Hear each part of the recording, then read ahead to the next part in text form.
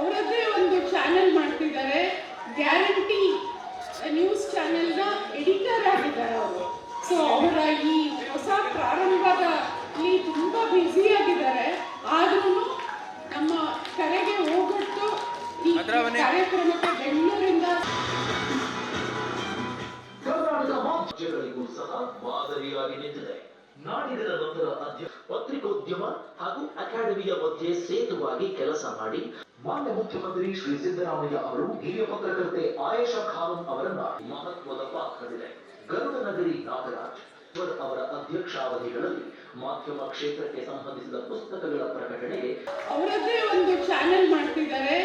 Guarantee news ಚಾನೆಲ್ನ editor ಆಗಿದ್ದಾರೆ ಅವರು. ಸೊ ಅವರ ಈ ಹೊಸ ಪ್ರಾರಂಭದಲ್ಲಿ ತುಂಬ ಬ್ಯುಸಿಯಾಗಿದ್ದಾರೆ.